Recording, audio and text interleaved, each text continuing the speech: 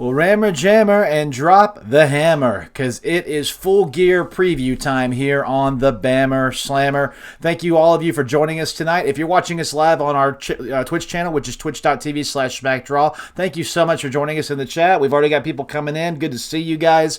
It's an honor and a privilege to be on here with you guys tonight. If you're watching us on a replay on our YouTube channel, which is youtube.com/SmackDrawPodcast, be sure to like, comment, and subscribe. And please don't forget to click that bell so that every time we post a new video, you'll get notified immediately. All of our videos go up every single week. We have my channel. We have the Rewind with Kyle and RN. We also have specialty shows we put out. You don't want to miss out on any of our content, so make sure you're giving us a look there. You can also listen to us on whatever podcast platform you prefer. Just search SmackDraw Podcast and you'll find us. Give us a 5-star rating, and please leave us a comment. Your feedback is always appreciated, and we thank you so much for your support. As I said in the kickoff, we are previewing Full Gear coming up this Saturday evening. This is going to be an awesome pay-per-view for AEW. I believe it's their third Full Gear in the lineup of pay-per-views they've been doing. So I'm looking forward to talking about it with this awesome panel that I've assembled tonight. First of all, over here to my right, you can hear her every single Thursday evening on her Twitch channel with Katie Bebe. She is one half of the SheLite Showcase show. You can also catch their replays on social media as well as on their podcast platforms as well. From the great state of Texas, hailing from El Paso, she's extremely talented, a diehard AEW fan, and Kenny Omega, she's probably your number one. This is Miss Savannah. How are you? Oh, I'm doing good. I loved that intro. I always want to put y'all over as hard as I can up front. Yeah, so no, you did. You definitely succeeded. Yeah, it helps me get return guests. How are you doing this evening? Doing good, and I'm super ready for Full Gear. A little nervous, but I think we'll get into that in a bit. But yeah, but it's more than anything, I'm ready for it. All right, I'm excited to have you. I listen to the SheLite Showcase as much as I possibly can live, but also try to catch the replays. These two girls doing a phenomenal job. Please go check out their Twitch channel, follow it, and anytime they put out a video or a podcast, go listen to it. Give them a lot of love. They deserve it. Also, right below me, in both of the corners, right below me right here, these guys are members of the Marked Order podcast. You can catch them at 10:15 p.m. every single Wednesday. You can also follow them on Facebook, Twitter, and their YouTube channel. Anything that's going on in AEW, whether it's the shows, recaps, previews, behind the scenes, interviews, whatever it is, these guys have you covered, so check them out on the Mark Order podcast. This is AntMoney and Ryan. Gentlemen, how are you this evening? Good, man. Glad to be here. Doing well. Thanks for having us. Absolutely. Now, you guys go live every single Wednesday, or do y'all usually record early and then put them up? No, we go live every Wednesday following Dynamite, unless obviously there's a scheduling change. We're still kind of going live on Wednesdays. You know, if they do a Saturday night Dynamite, there was a couple times too, Ryan, where we went to the live shows where we had to kind of do a delayed episode, but it's not very often. We usually are live every Wednesday. Awesome. Now, who are we missing from the panel? I know you guys have 3 or 4 castmates that y'all work with. Yeah, that's right. Normally it's Ryan, myself, and then we have Kate the Great, who is normally with us on Wednesday. She also does a number of other podcasts with the Fightful guys. And Millionaire Matt, who is a member of the Shining Wizards podcast. He also splits his time with us. And you can get Shining Wizards on Monday nights. Yeah, Shining Wizards are an awesome group. They do some really cool stuff over there. All right, well, as I said, guys, welcome to the Bammer Slammer this evening. We are doing We are previewing Full Gear, and the way we preview things on the Bammer Slammer is we do something on here called Check Your Temperature. This is a really cool preview tool that I developed over a year and a half ago with my sister from another mister, Crazy Nikki, out in Phoenix, Arizona. All we do is we just throw the pay-per-view on the table, we go match by match through it, and then when we come to a match, we go around the horn, and everybody tells you, are you hot, are you cold, or are you lukewarm or just warm for that match? And then you just take a minute to 2 minutes and say why you are for that, and then at the end of that, you give your prediction on who you think is going to win that match and why. It's just a kind of a revamped way to get through things, and it helps break the ice. Any healthy debate that breaks out, let's do it. Please be honest and give your real opinion. Don't try to please people that are watching or listening. We want you to give your honest take, because come on, if we're trying to please everybody, we're going to please nobody. So let's just have fun and be real with each other about this. We talked a little bit about this before the show kicked off, but on a scale of 1 to 10, what's your excitement level for Full Gear this Saturday? Ladies first, Savannah. I want to give it like a good 20. I'm very excited for this Okay. pay-per-view. Yeah. She blew the scale right off the wall. That's how. Yeah, I'm really excited for this pay-per-view. All right, AntMoney, what about you? Man, I'd say I'm honestly like an 8 or 9. I'm not gonna go all the way to a 10, but I'm really ready for this pay-per-view. We'll get to talking about some of these matches, but there's long storylines playing out for a couple of these, and some intriguing outs that they have to some of the stories that they're telling. So I'm looking forward to it, and the fact that they only do 4 pay-per-views a year helps. Absolutely. Ryan, what about you, sir? I'm coming at 10. I like all the matches they have lined up, and they've built some last-minute stories that are now as hot as anything you can want, so I'm all in on this. Yeah, I'm at a healthy 9. I definitely am looking forward to watching how these stories play out. A few of them have been going for quite a while. A few of them have been going for about a month now. So the payoff on all of them should be good, and I'm wondering which of them is going to continue past this pay-per-view, closing out the new year, building into 2022. So this is going to be very, very interesting. As I said, though, we're going to jump right in now, and we're going to talk about Full Gear. And again, we're going to go around the horn and give our temperatures. And the first match on the card that we're going to talk about this evening is a match that was made 2 weeks ago. By the way, my bad. Full Gear comes out this Saturday, November the 13th at 8 p.m. Eastern Standard Time. You can catch it on Bleacher Report, on Fight TV, all the different providers that are going to have it. So just look up and find the best way for you to find the pay-per-view and watch it. Like I said, there's a lot of good stuff happening at it. You don't want to miss out. AEW always puts on good shows, and this is no exception. First match we're going to talk about is the 6-man tag match, Falls Count Anywhere.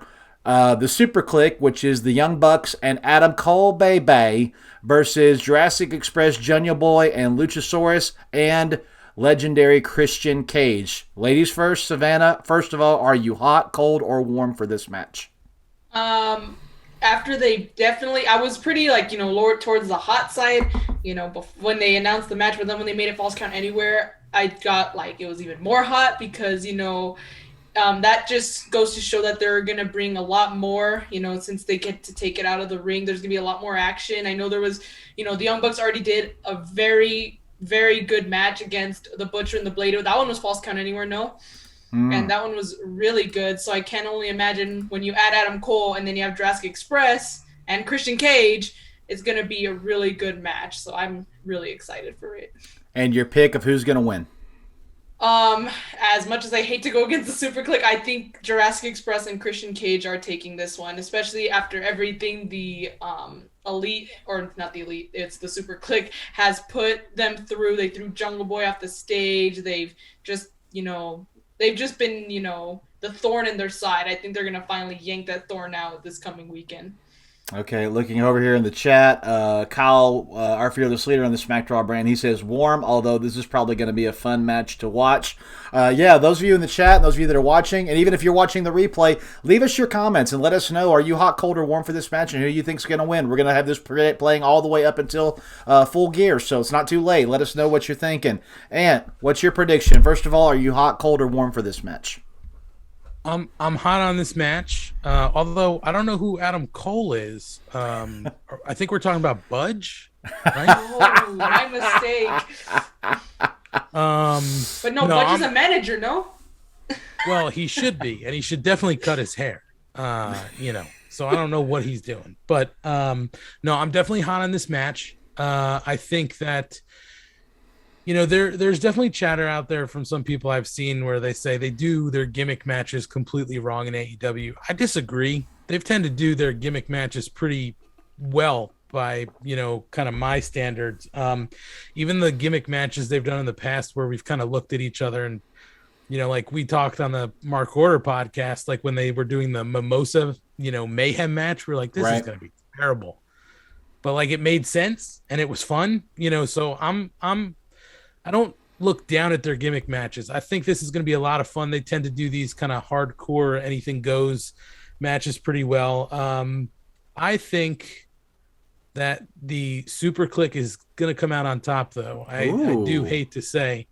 I just don't know who would. I think that it would have to be either one of the Young Bucks to take the pin. I don't think they're having Adam Cole take the pin or tapping out against Jungle Boy just yet, but I think it's coming. So I think the Superkliq take this one. Okay. It's definitely going to be Matt then. They always have Matt take the fall. Well, if the Superkliq win, then why would Matt take the fall? Oh, sorry. I'm thinking it as they were losing. Then who would they take the fall? I don't know, because all of Jurassic Express. Christian would. Christian's Teflon. You can't hurt him. He could take the pin. Ryan, what about you? Hot, cold, or warm? Up until they announced it was the street fight, I was warm. Now I'm hot for it because I'm so curious to see where these 6 guys go. It's a long story they've been telling that they stopped because Christian was over in Impact defending the title. So I'm glad to see them finish it. I think I have to agree with Ann on this one. I see the Superkliq winning only because I don't want to go too far into my other stuff. I think it plays into the Kenny Omega, Adam Cole story that they've already started hinting at. So I think there's a bigger story there. I also want to comment that I thought I'd be the most positive person on here, and Savannah is killing me now because she's outdone me every time. Start talking about Cody. You'll see her dark side really quick. Listen, if we can get a heel turn out of Ryan tonight, that would be fantastic. I think everybody on the Mark Order would pop for that. Well, I'm a praying man. We'll see what happens. I'm gonna agree that I'm looking forward to the match, but I'm just warm for it. The only reason, and Savannah, cover your ears, is I have nothing but hate for the Young Bucks. Oh, yeah, I know you do. I've seen your comments. Yeah, I know. And it's just style preference, especially when Shawn Michaels is your favorite of all time. When you completely desecrate his finisher, it kind of just pisses you off. So it's just one of these things that you have to just surpass. But I love Adam Cole. Adam Cole reminds me a lot of HBK, and I think he's got all the same charisma, and he's got the same ability to steal a show and, be one of the greatest of all time when it's all said and done. So I do think the Superkliq are possibly going to win this. He's recovering from his neck injury.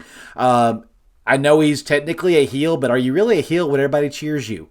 So it's an interesting situation he's in.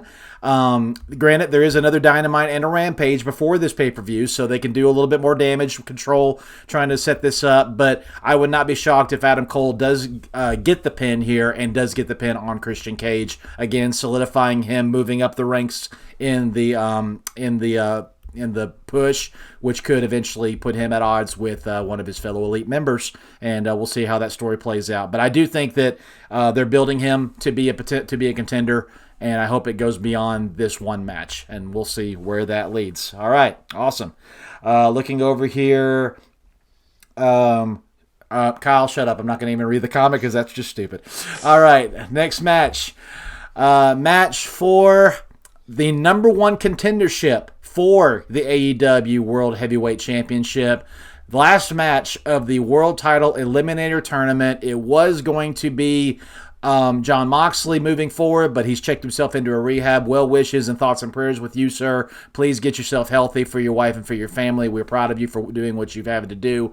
But because of that, Miro has been placed in Moxley's place, and so Miro will face Bryan Danielson at Full Gear. The winner will get a number 1 contendership shot against the World Heavyweight Champion, whoever that may be. And this time we're going to start with you. Are you hot, cold, or warm for this match? Man, I'm going 2 for 2 hot. I'm honestly only because everything Danielson showed us in AEW so far has been quality. And I love this Miro character. I think he's fantastic. He's a monster. So I think this has potential to be a really good match. Maybe match of the night candidate. It has potential, I think, to steal the show, even though it's, Danielson and Miro, two kind of big names, right? Man, this is a tough one because I can see this one kind of going either way. But I just don't think that now you have Danielson lose his first match to Miro, putting Miro in the title hunt. At the same time, I don't necessarily think Danielson needs to be in a title picture or a chase, but I think that without Moxley, Danielson takes the win here, and then we'll see where we go after the title match. So you're picking Miro to win this? I'm picking Danielson to win this. Oh, okay. Because when you said you don't think he needs it, I thought you were saying Miro's going to win. So yeah, I don't think he needs it, but I don't think it's Miro's time yet to have the potential of going up against Kenny or Hangman. I just don't think it's time for Danielson to have his first loss either. I think if it was Moxley, maybe a different story. But, listen, either way, I don't care if I'm wrong about this. I think it's going to be a good match, and I think either way makes sense. All right. Ryan, are you hot, cold, or warm? I'm hot. There's no way this isn't a great match. I mean, you're looking at two guys who've had good matches elsewhere, and I think the versions of them here are better, at least in terms of what they're presenting in the ring. They couldn't have found a better replacement for Moxley. I mean, obviously they had a rough hand dealt to them, and then they reacted properly. I mean, Miro is a perfect replacement, similar rough style, big guy. I'm gonna vote Danielson too, but only because I think there's a story to be told of Miro thinking he was coming back and then losing again, and the fall off the cliff of his sanity will just be something I'm very much interested in, because he was doing great about talking about his God, and now he's got to do it all over again. Wow. Okay. Yeah, no, those of you over in the chat, let us know what you're thinking. Are you hot, cold, or warm for the match, and who are you guys picking to win this? I am extremely hot for this match. This will be a story unfolding. Both these guys are storytellers. Miro, of course, is being unleashed to be the brute animal that he is. Just coming off a loss against Sammy Guevara, he is angry and he is on a rampage to get back into a title picture. Of course, Bryan Danielson, one of the best wrestlers walking the planet right now, and one of the best storytellers in the ring walking the planet right now. These two guys are going to put on a great match. I'm interested where this match falls in the card. And how they choose to, because unfortunately, because this is a contenders match, this is hinging a lot on the main event. So a lot of storytelling is going to come in and out of this. So I don't want to give away too much quickly, but who wins this could be also telling us who might win the main event. So I don't like that, but sometimes that's what they do. So that's why I kind of wish number one contender matches were on other nights, but I get it. But that being said, I'm picking Miro to win this. I don't think he's going to win clean. I think Danielson's going to push him to his limits, and I think at the last second, something's going to distract the referee, or the referee might take a bump, and Miro's going to use some crazy advantage to get Bryan in that game over, and when the ref finally comes to, he's going to call for the bell. I just have that feeling. I think Miro is a safe bet to put against either Kenny or Hangman as a heel breathing down their necks, and he's just a monster that, would easily be, everybody will hate him and go for either of the other two to go against him eventually. So that's my feeling on it. Savannah, hot, cold, or warm? Definitely hot for this match because, like how everyone else has mentioned, you have two incredibly talented wrestlers. I'm probably speaking for a lot of people when I say I really wish it could have been Moxley, but I mean, obviously I'm even more happy that he's getting the help he needs. That's more important, way more important. Right. But I know I'm not going to be disappointed just because Miro is the replacement. I think it was a really good choice. I have to agree that Danielson, it's just too soon for him to lose. So I think that he is going to win. I think Danielson's going to take the win on this one because also I'm not saying the same won't happen with Miro, but I know with Kenny Omega, for example, if Kenny retains the title, despite him saying there ain't going to be no damn rematch, there could possibly be a rematch, and now for the title. Yep. But if Hangman wins, there could still be something to, I guess, incorporate. So, like, maybe during the match, Kenny can cost Danielson the title. If Hangman does walk out as champion and faces Danielson, Kenny could cost him the title, and he could further the storyline with both of them, with Danielson, costing him the match, but also, because he's like, you know what, that's my title, and no one's getting it back unless it's me. So that's what I envision when I see this storyline, because it can work both ways 100%. with Danielson. So that's the reason why I'm going with Danielson. Let's see. Looking over here in the chat, Kyle says he's 60-40 split, but he thinks Miro's going to take this, and he's hot for it. He thinks this could be match of the night when it's all said and done. He's not wrong. It very well could be. Like I said, two great storytellers. This match will prove to be very interesting. Next match moving forward, we have a faction tag match, 5-on-5, in a Minneapolis street fight. The Inner Circle, which are Jake Hager, Santana Ortiz, Sammy Guevara, and led by their fearless leader, legendary Chris Jericho, versus the America's Top Team with Scorpio Sky, Ethan Page, Dan Lambert, and guys, please forgive me, the other two MMA guys that are joining them. I never can keep DeSantos. DeSantos is okay. Drew DeSantos. And Orlowski, right? Thank you. There you go. Yeah, I can never keep their names straight. It's always so difficult for me. But that's the match. Of course, this has been a back and forth promo war for the last several weeks, and it's going to be fun to watch the Inner Circle back together fighting. They haven't done a fight like this since the Spring Stampede match at Double or Nothing, so it'll be fun to see the five of them back together versus this makeshift tag team with Dan Lambert in the middle of it. I'm very much looking forward to this. So, Ryan, we'll start with you this time. Hot, cold, or warm, sir? Warm at best. All right. I like all the participants in terms of who. I even like the MMA guys. I mean, I don't want to see Dan Lambert in a match. I'm sorry, I just don't. You don't want to see him get his tail kicked?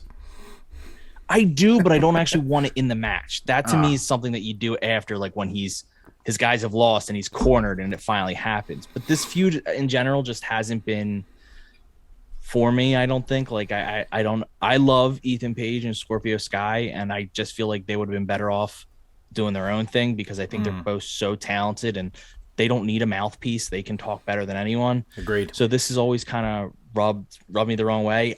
The only thing keeping me from being cold on this is the talent is so good that, and they were usually pretty good at protecting guys who aren't as, like the MMA guys who don't have the experience, that I'm assuming they're actually going to put together a pretty fun match. The story itself has not ever pulled me in. Right. And who are you picking to win? It has to be the Inner Circle, right? I mean, at this point, that's who I'm going with, but I don't even know. Interesting. Yeah, I'm just warm for it. I mean, I want to see Dan get his tail kicked, but everything you said, I 100% sign off on it. Scorpio and Ethan Page don't need this team. They are just fine on their own, going, for championships. I believe Scorpio Sky is only 3 from being number 1 contender for the TNT championship. So I don't know why he's being held back by a tag team with Ethan Page and why he's being held back by associated with Dan Lambert. I think if this needs to be a vendetta, then pull in just the MMA guys, and if you want to group a team in there to make it feel that way, you could pull in an FTR. You could pull in a couple of the older legends that are on the AEW roster that maybe feel a little bit about, the younger talent, the way these guys are talking. But there's a little bit of a disconnect for that for me.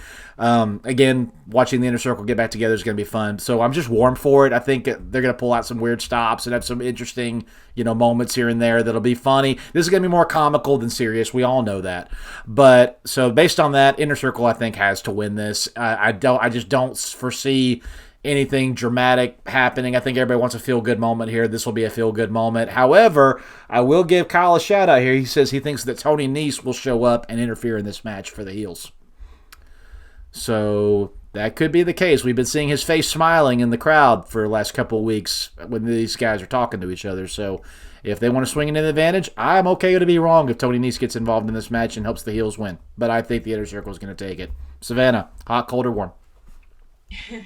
Okay, Chris, I love you, and I know it's your birthday, so I'm sorry, but I'm kind of lukewarm on this match because, like you said, the build's just. I thought you were gonna say cold. Oh no! No, I would. If it was cold, I'd probably give back my Jericho fan card, but no, I'm like lukewarm because, like you said, the build is just for me not really all there. Like I did like the promos, I like Jericho, calling everyone out. I love that, but like it's just like the Inner Circle got attacked like twice or three times, and they haven't gotten their vengeance on that. They just kept saying, "Oh, we're gonna beat the hell out of you. We're gonna do this. We're gonna do that." I'm like, this is the Inner Circle. You're supposed to be like the baddest dudes, like you said you were, and you guys are being all bark but no bite. Yep. Like no one is attacking anyone. No one, not even backstage. No one like they don't even at least want to like charge at them and let the heels like cower away. Nothing. They just stand there and say, look, we're gonna do this to you. I'm like, well, why don't you do it? Like especially being the faces are supposed to be the ones that are down to fight anytime, anywhere, even if it's right at that moment. But no, they're just talking, and I'm like, that's just, I don't think that has just been it. I just think the Inner Circle would not be the group that would just allow themselves to get brutally attacked by these dudes in the MMA that aren't even like, from the wrestling world, and just allow it to happen. It just doesn't seem like something that would, the Inner Circle would just let slide. They kind of, they just allowed them to do that. So for that reason, I'm pretty lukewarm on this one. I think the match is going to be good, and like he said, it's probably not going to be a serious match, but I'm pretty excited to see what they pull out. And I think the Inner Circle is taking this one. I don't again, they had no physical contact. They've not even a punch, not even a slap, nothing against America Top Team. So I'm like, if they can't even get a win out of this, I think that's just, again, maybe unless Tony Nese interferes, but other than that, they should win. They have to win. It just makes the most sense. Yeah, make us wait. How dare they? And hot, cold, or warm, and what do you think, sir? Oh, I am so cold on this. Our first somebody cold. Give me a blanket. I'm freezing. Listen, Ryan can attest to this as well. We've talked about this angle ad nauseum on the Mark Order podcast, and it's time to end this. It is, to me, it's boring. I don't want to see MMA guys in professional wrestling, and I know we've had Brock and Jake has done his MMA stuff, and there have been other guys, Ken Shamrock, and others, but it's not for me. I don't want to see guys going from MMA to pro wrestling. It just doesn't interest me. I don't care about Dos Santos. I don't care about Arlovsky. I don't care about Masvidal. So this is not for me. Masvidal's not showing up because he's got a fight in December, so we're not going to see him until afterwards if they continue to run some sort of American Top Team angle. But this is just not for me. I want this angle to be over. I want to actually see the Inner Circle disband, and not because I don't like the Inner Circle. I think it's time to see them officially break up, because this whole we're back together thing, well, you never broke up. So why does this have to feel so special? So I think it's time for this to kind of break up and end. I'm bucking the trend here, folks. I think we're overlooking something. I think America's Top Team actually wins this match. And while it pains me to say that, I think Paige Van Zant is going to get retribution on Jericho for all the trash talking he's been doing and cost the Inner Circle this match. And that perhaps makes everybody look at Jericho and say, I don't know if we should be doing this anymore. Maybe you're not the leader we thought, and maybe they do take a break, because I think it's time for Santana and Ortiz to go out on their own and take a run at the titles. And I think Haker can find something to do on his own. Sammy's the TNT champion. Right. They don't need this faction right now. So let's bust it up. Let's do whatever we're going to do with America's Top Team. Let's let Paige get her retribution. And then maybe Paige is the only one I'd like to see move into professional wrestling. But this is it. Please, dear God, end this. Wow. All right. Coming over here, Daniel Paw said, I feel like Ethan Page is being held back with all of this. He has so much potential. Yeah, we said that about him and Scorpio Sky. Yeah, they definitely need to pivot out of this. And that's kind of why I kind of want the Inner Circle to win this, because then it gives them a reason to get the heck out of there because, hey, this ain't working. We keep losing. So, but at the same time, I 100% hear what you're saying, and I could see it going that way as well. I don't want them to break up, but I just don't want them to always have to keep it reminding us they're together. Just, if one of us gets jumped, then, hey, yeah, if the other 2 or 3 come from the back to help, that makes sense. But they don't have to be a faction all the time. They don't have to always be seen with each other. I 100% agree with that.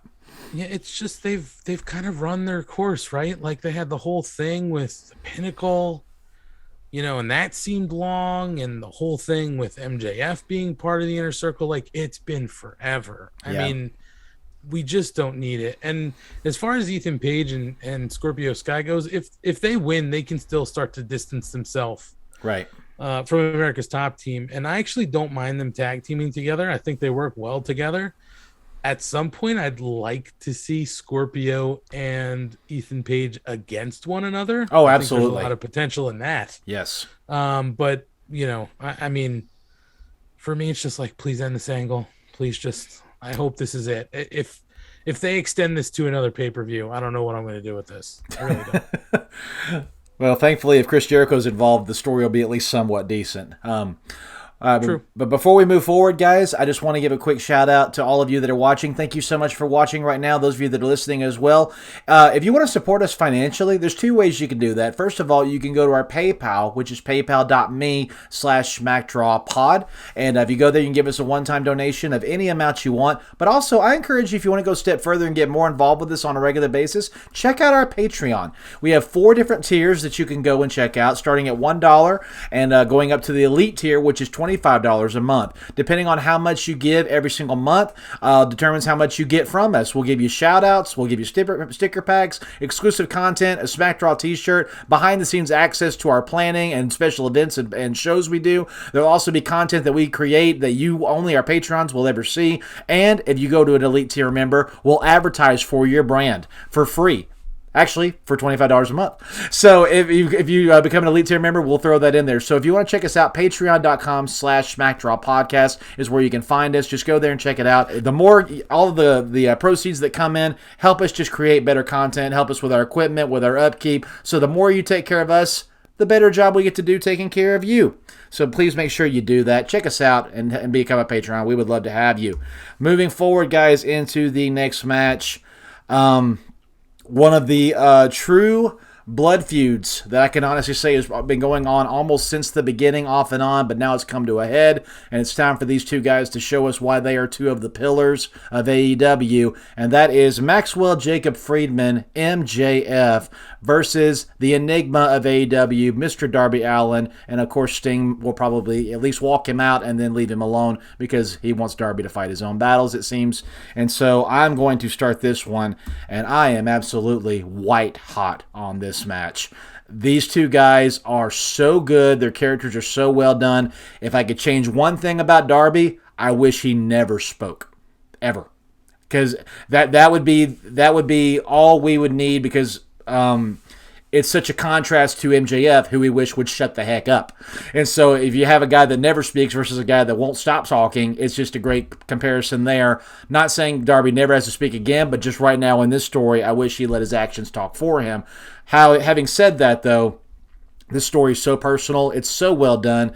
I wish Max would be allowed to truly do what I think he wants to do, which is get nuclear heat and do things that nobody else is wanting him to do. But for some reason, they're keeping him in this weird incubator, I guess, until he's ready to go after the World Championship, and then they'll probably finally let him become the evil villain he's supposed to be.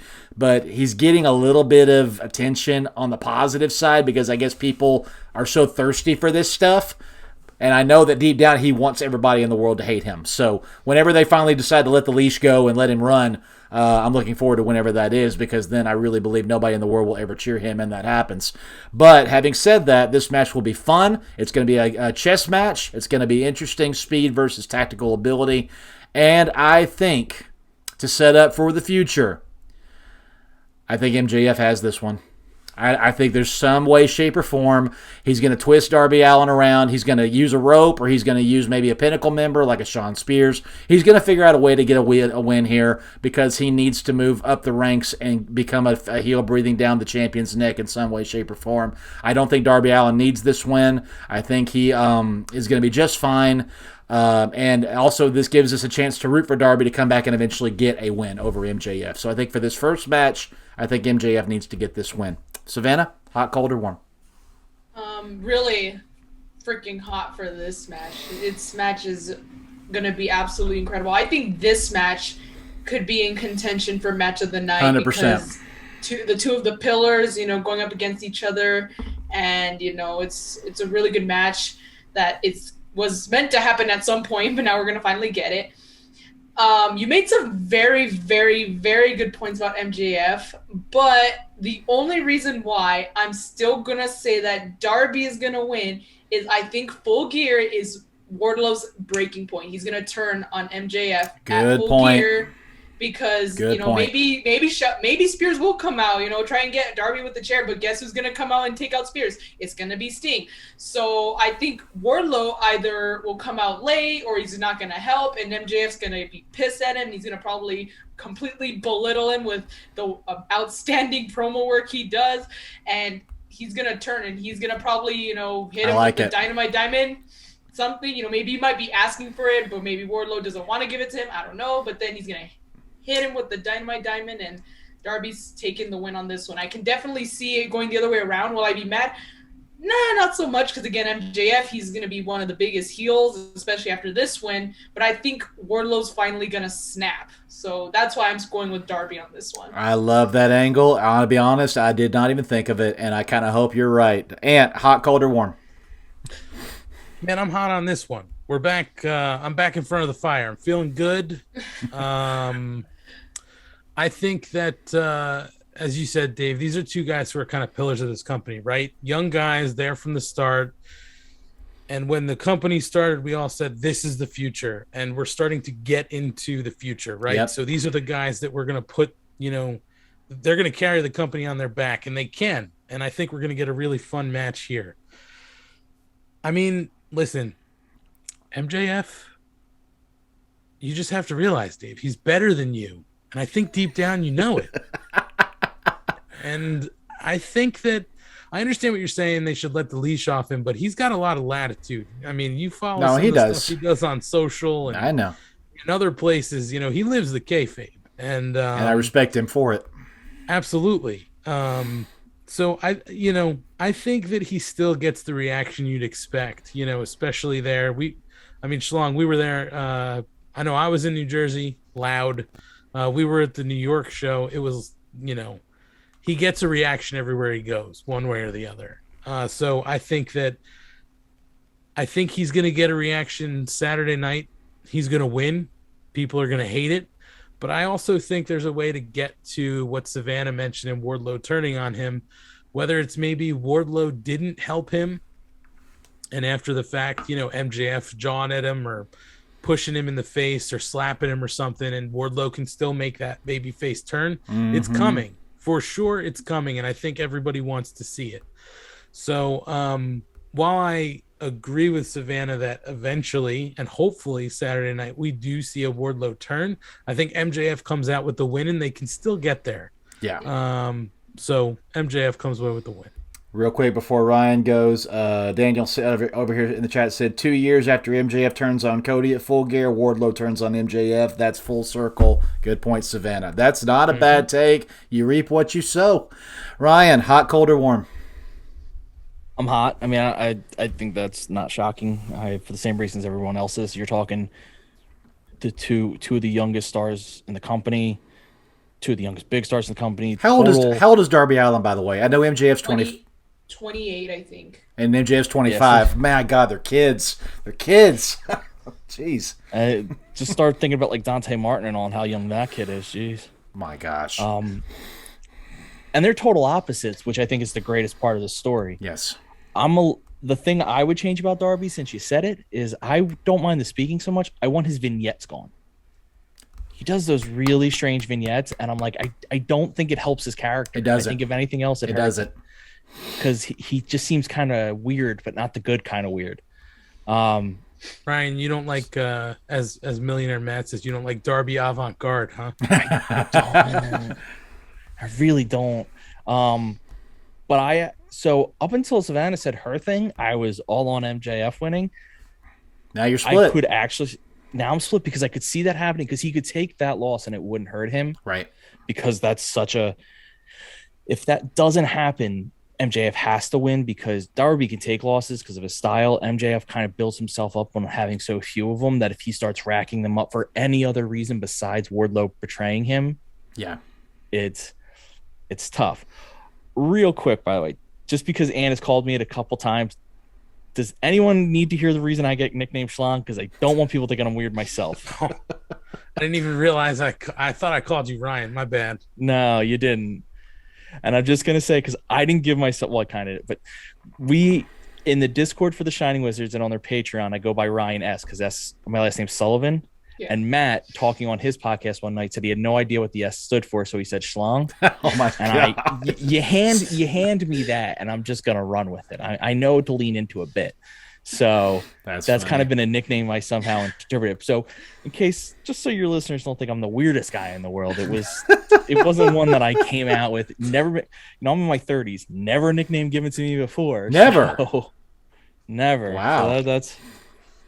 My apologies. It's just I'm just programmed now. There you go. Nothing wrong with that. By your working name. I also want to just say too, it's really fun because I also I picked MJF, but this could easily go either way. Yeah, I'm razor thin on this.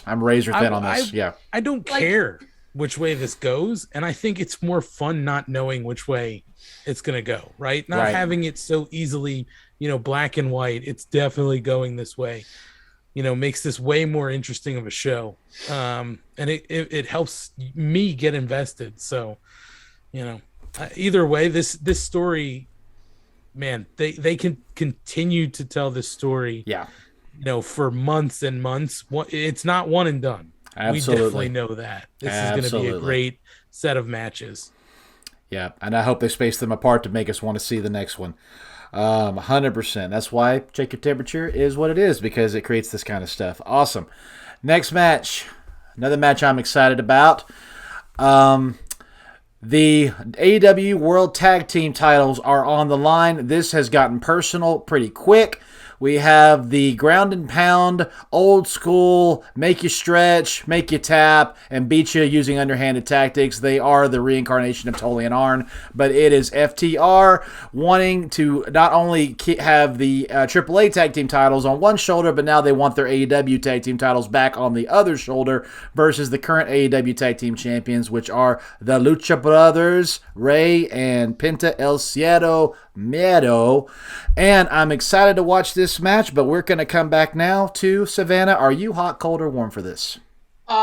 Definitely hot for this match, because if there's anything that AEW has shown us is that third tag team wrestling is next level. So I know it doesn't matter which teams they are, you're going to definitely get a really good tag match. And, you have FTR, which are more technical and stuff, but then you have the Lucha Bros who are, high flying and stuff. That's more their style. Mm-hmm. So, you have two opposites attract. So I think it's definitely that's going to be the case in this match. I don't really have anything personal against FTR. I just have not been liking them lately. Good. So, you're not supposed to. First of all, I don't think they should not have beaten the Lucha Bros for the AAA tag teams. I don't think that was no, it was just, I was why, I didn't see why they had to, but to make you hate them. But the only reason why I was kind of okay with it, the only reason why I will be okay with it is if Santana and Ortiz can beat them for the AAA titles. I think that'll be a there you go. So I was okay, I'll hang for now. But I'm going to go with the Lucha Bros in this one. The reign just started at All Out. I would hate for it to be just as short as FTR's tag team title reign, because FTR won their titles last year at All Out, and they lost them at Full Gear to the Young Bucks. So I don't want I want them to have the same fate. I want them to lose at Full Gear. So I'm going to go with the Lucha Bros on this one. And hot, cold, or warm, sir?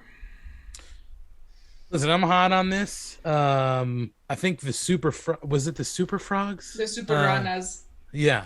I think that while they are the best luchador team out there right now, that's why they hold the straps. I think that sometimes where you kind of get these tag team matches or even singles matches with a clash of styles, FTR has shown you plenty of times that they can kind of work with any style. You know, I know when they kind of first came in, there were a couple matches on the Mark Order podcast. They're like, yeah, that was a little funky, but they've settled in rather nicely. And that match that they had with the Lucha Brothers for the AAA titles was pretty good. And then last week when they had, I'm not going to remember the team name now, but when they had their open challenge, I think it was Samurai del Sol and Aerostar, right? If my memory serves me correct. That also wound up being a really fun match, and you could just tell FTR, those characters, hated being stuck in a lucha match. You know, it was just so perfectly told. I don't think that they're going to win the titles here. I think the Lucha Brothers win the match and retain the titles. But I think FTR is definitely going to go spend a little bit of time in AAA when it's possible, and they're going to draw nuclear heat, saying they're the best lucha tag team in the world, you know, probably waving the American flag and doing everything you can do to just be those, you know, those terrible heels that get booed anywhere they go. So it'll be fun to see them get that for a little bit. I don't think they take the AEW tag titles, but they'll do just fine with the AAA. Ryan, hot, cold, or warm, sir? I'm definitely hot because there's no way this isn't an amazing match. You're talking about two of the best teams in the world right now. Different styles, but I think we've seen already they kind of work really well together. I love the build because it kind of came out of nowhere to give, you know, bring FTR back into this, but they did it so well, and using Andrade as part of it. The whole thing was a mix of like 3 or 4 stories that worked really well. Mm-hmm. I have to agree. I think the Lucha Brothers win one because I don't think they'd want that title reign to be so short. They tend to like to extend their title reigns. I think the TNT is the only one they kind of make short. Mm-hmm. And even that sometimes goes longer. Also, by having them have the AAA titles, even though FTR doesn't have the AEW ones, you can at least still consider them at a higher level because they do have belts. Right. There is gold around their waist. And I'm with Ant. I got to believe they go down to Mexico as the anti-lucha tag champs. And I haven't been there myself, but I have to think that would go over poorly, but in the right way, like of people buying into it and knowing that this is fun. However, again, Savannah, you're killing me here because you're giving me other ideas and it's crushing me. That's why she's on the show, man. If you're going to tell me Santana and Ortiz take those titles, I'm not going to be upset. Though I really want Santana and Ortiz to take the AEW tag titles because they're probably my favorite team in all AEW. Since the Lucha Bros reign just started, and since they're both faces at the moment, really like, you know, top face tag teams, I don't see them going up against each other for the titles soon, or if they do, those Santana and Ortiz aren't going to win them. So I think if you want to put gold on them, which they absolutely deserve, why not? You know, they'd have shit with FTR, so why not take the AAA tag teams titles? Absolutely. That works. I also think that's why they've kept, we talk about the Inner Circle, I think that's why they've kept the Inner Circle together a little bit, is for a team like Santana or Ortiz who have outgrown it in the sense of like they are over. People love them as just a tag team. Yep. They're not ready for them to have the titles, but this keeps them in a prominent role, so you're not forgetting them. Right. That being said, again, if you have them win the triple, I can't hate that idea. Damn it, Savannah. Killing me here. Yeah. Absolutely. I'm hot for this match as well. Y'all have said so much. I'm gonna try to see if I can add something to it. This match will be very well done. Styles make fights. These two teams could not be more different. So they're gonna play off each other. They're gonna pull from each other's strengths, and they're trying to minimize each other's weaknesses. I do love the fact that FTR is the style that they are, wearing the championships that completely the opposite of the kind of team that they are. That's just, if you don't see the funny irony in that, then you need to wake up and see it. Also, another wake up call: if you don't think FTR is one of the best tag teams in the world right now, then you have no idea what tag team wrestling is. These dudes are psychologically incredibly sound. They're very good at making their opponents look good while at the same time maintaining their own strength. And Cash and Dax are just incredibly giving in terms of what they sell for their opponents. When they throw a punch, they hit your jaw, and you better sell it, because if you don't, they will hit you again, and you're going to feel the hard one, really, when they do. That's how they are. They're stiff. They're very, very well-spoken. And when it comes to the Lucha Brothers, I'm thankful they're in a feud with FTR, because FTR is going to teach them a few things about especially how to make us want to see them win. A lot of these teams will get hit over and over and pop back up, and like, okay, is it just going to be who finally gets the last hit or who finally gets the last? No, FTR is going to make them sell. They're going to make them register, and you're going to be begging and pounding by the end of the match, please, Lucha Brothers, win this match, and that's the point. And so I do think the Lucha Brothers will come out on top here. They will put FTR in the rearview mirror. I hope FTR continues to get heat with the AAA Tag Team titles, and I hope that when it comes to the desecration of the Hispanic culture, that Santana Ortiz feel like they have to step up and redeem that and bring those titles back home. If they don't do that, another possibility is they could get fed up with the loss to the America's Top Team, and they could turn heel and say, let's get back to business as usual. Lucha Brothers, bring the belts over here. So that could also happen as well. But either way, no matter where this goes, I think it's going to be a great match, and I'm looking forward to it. Looking over here. I have a question. Yeah, go ahead. Do you think when AEW signed the Lucha Bros, do you think that they realized how over they were going to get? Because I can't think of a tag team that gets consistently the amount and loud cheers that they get. I said that poorly, but everywhere they go, they get a huge pop. It's actually kind of shocking. Do you think they knew that's what they were buying when they brought them in, or do you think it surprised them a little bit? Savannah, I'll let you start with that. What do you think? I want to say kind of I want to say I think they maybe knew these guys can draw in some some fans. They're really good. They know what they're capable of, but they didn't know just how much they could bring to the table. I think they knew what they were signing up for by signing them, but they just didn't realize this was a really good decision by signing them, And what do you think? Yeah, I think they knew what they were getting with the team, right? I think they knew that they were going to get a consistent tag team with a unique look, right? Penta's still one of the coolest looking wrestlers, I think, in all of wrestling, right? He's got the face paint and the mask. Phoenix looks awesome too. They work extremely well together. I think they knew what they were getting there. I don't know if anybody could have predicted, to be honest, Ryan. I don't know if anybody could have predicted the reaction they would get consistently, right? Because sometimes, the shine kind of wears off a little bit, right? And eventually people get tired of it. But these guys have just been so quality. Yeah. That it doesn't surprise me that they continue to get the reaction they do. And even after, Phoenix was out for a period with injury, right? He comes back and it's back to business. So, I don't know if they knew what they were getting as far as the crowd reaction, but I think they knew that what they were getting with these two guys when they were getting in the ring. Yeah, I agree completely. I'll just be honest. I had no clue who they were till the first episode of Dynamite. I just really, it's been an educational thing for me to watch these guys and learn about them not only as a tag team but also as singles wrestlers. When Penta had that little slip up and Ray was a singles for about 2 to 3 months, we got to see him be, I've kept going, man, Rey Mysterio Jr.'s found his successor, and here he is, Rey Fenix. The dude is so much like him. It's ridiculous.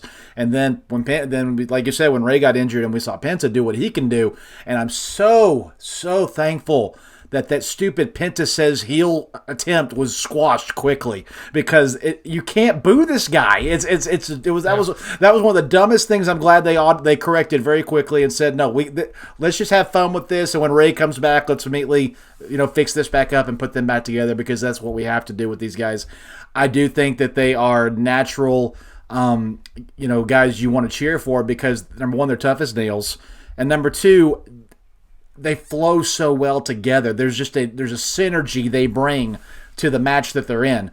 And like I said, that's the only thing about them and any of these other tag teams that are trying to learn the ropes is I hope they keep working with these established teams like FTR, because if they can learn how to slow things down just a little and make us care and not worry about what the next spot's going to be, they're going to be even more over than they even are now.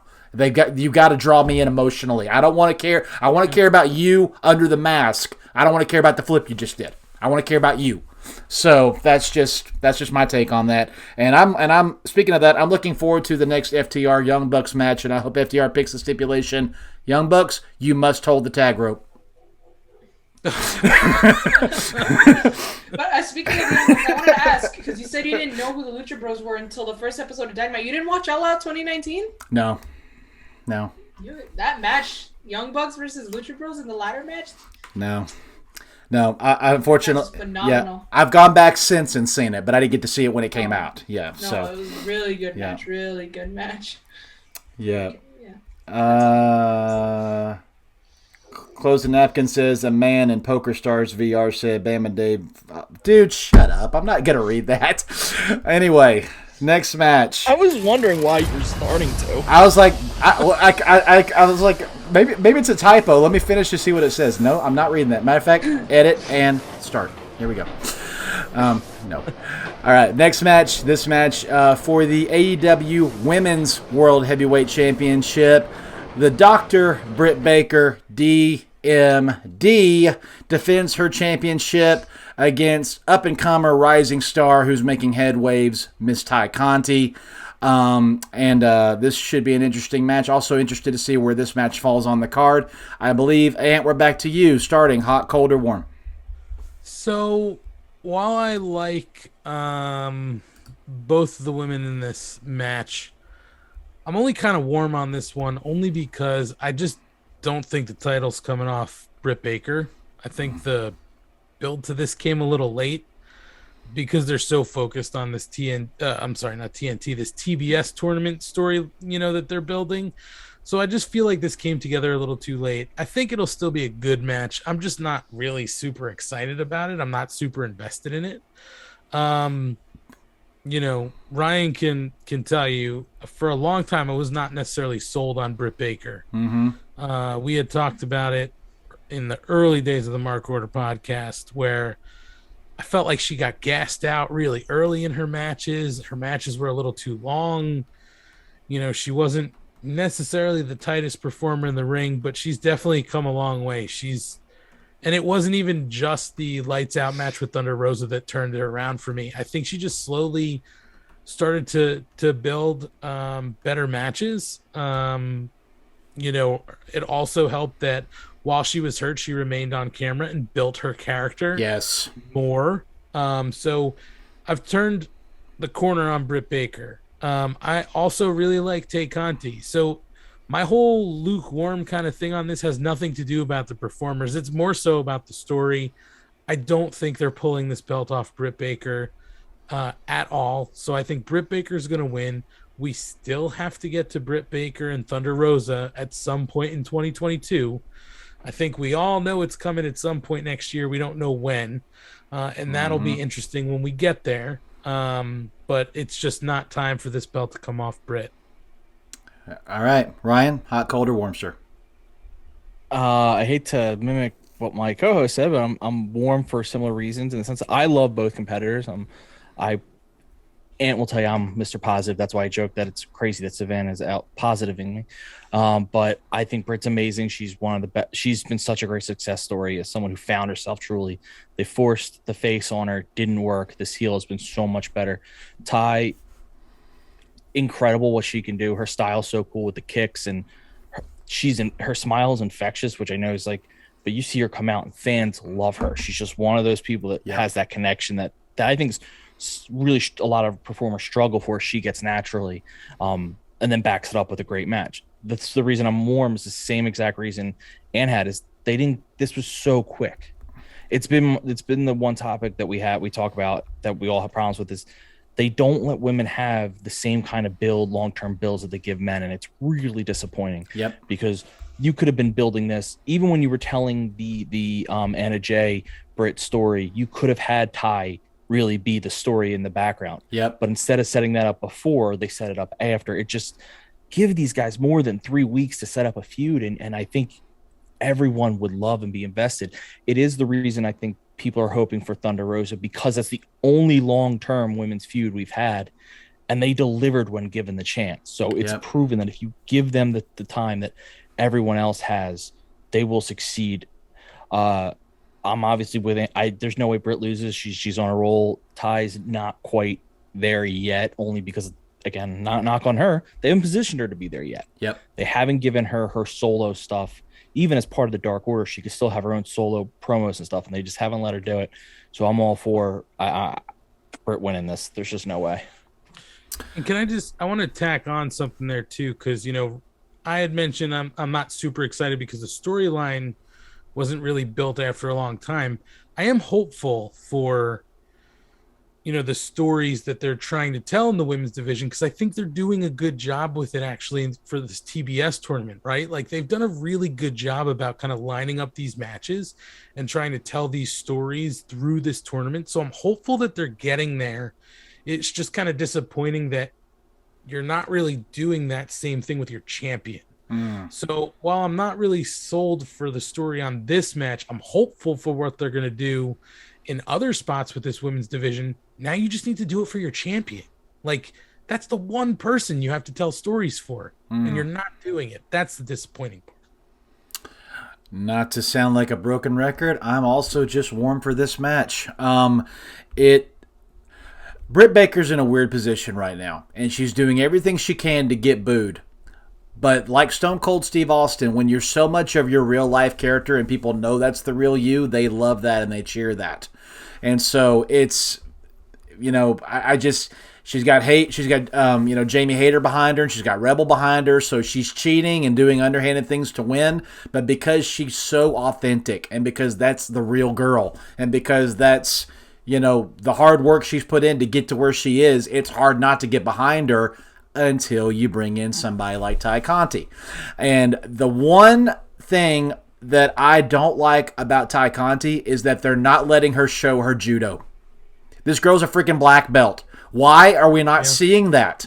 Why are we not seeing the tuck and rolls? Why are we not seeing the quick holds and releases and the and that ability? Because if she can bring that out of her, then that's a unique character part for her that we can get invested in. But if I feel like, and unfortunately, here's one of the biggest things that AEW has a need of, is they need someone that truly knows how to book women's wrestling. And no offense, Kenny Omega, last time I checked, you don't have a lot of estrogen in your body, so you don't need to be the one booking it. I think that Tony Khan needs to think for a second.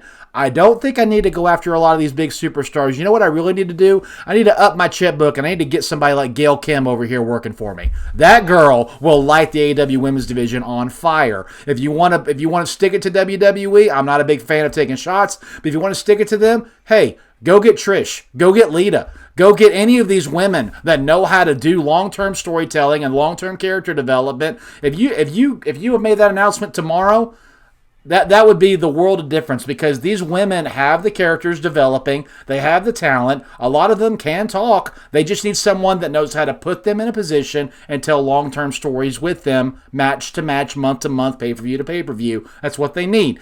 And They've done a great job with Britt, and I'm excited to see this match. But like you guys have said, it's too soon for her to retain. Ty Conti's not ready. How she loses this match will be the determining factor.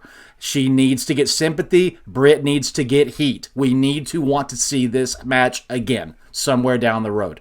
That's the story they need to tell. Hopefully they give them 10 to 15 minutes to tell that story. I hope they draw us in. Ty's going to win it. Ty's going to win it. Ty's going to win it. Dang it, Britt, you screwed her. That's what we need to see happen. That's what we need to see. Yeah. So hopefully that's what we do see. Now let's close it out with the woman who's been on fire this evening. Savannah, hot, cold, or warm for this match? Yeah, just like everyone else. I'm only warm on this match.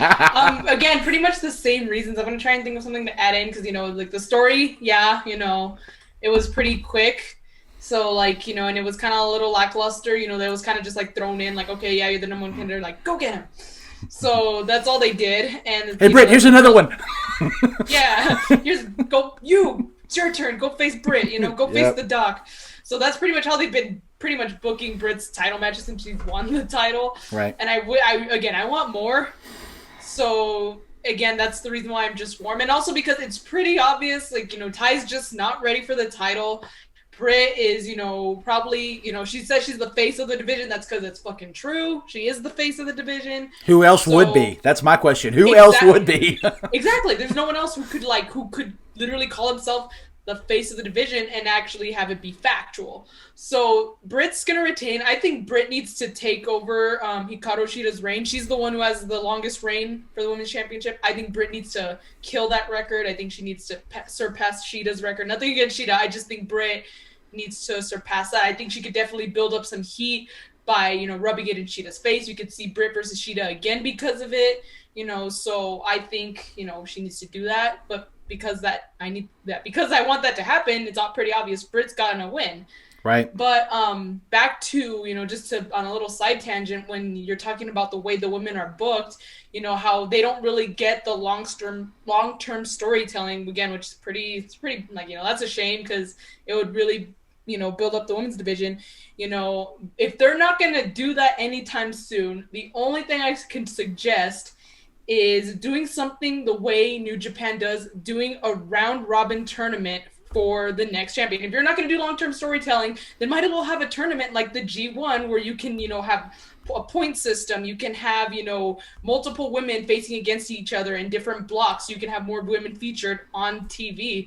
I think that could at least be a start if you're not going to do the long-term storytelling. Mm-hmm. But until then, I think that would be a pretty cool thing to see, and have it have it be a tradition if you want, have it sometime during the year, maybe, start at Revolution and have it build up to Double or Nothing, Yeah, absolutely. My only response to that would be they tried a women's tournament over the pandemic and it failed. It wasn't. Go ahead. I'm sorry. Go ahead. Oh, so I was just gonna say it wasn't round robin the way that G1 goes, where you have two different blocks. You have two group of women in each block. So I think that could be a difference maker. Since they tried it once with a standard tournament and it didn't go so well. And I don't disagree with that. I think a G1 style tournament, either way, men's, women, is a phenomenal way to kind of tell stories and get people invested, because it's like, not to break kayfabe here, real sports, quote unquote, right? But I don't, again, they tried the whole tournament, and I know on the Mark Order podcast we were super hopeful for that tournament because we were like, there are such good stories you can tell. Yeah, and they didn't. Right. They didn't tell the stories. They didn't retain any stories. Like, we thought maybe they'd come out of it with these great stories to tell. Yeah. These feuds. Nothing happened. Yeah. So while I like the idea, I don't have, based on their track record, I don't have, the optimism that they would be able to pull that off. Yeah. So, to something else, just to mention too, the only other person I could see being the face of the women's division, Thunder Rosa, eventually when she gets the belt off Britt.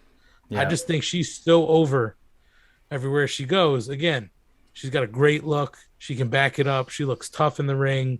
She works stiff. I think she could be the only other person. Yeah. And I'm sorry to add one more thing, BamaDave. No, it's okay. You mentioned Gail Kim being somebody worth bringing in.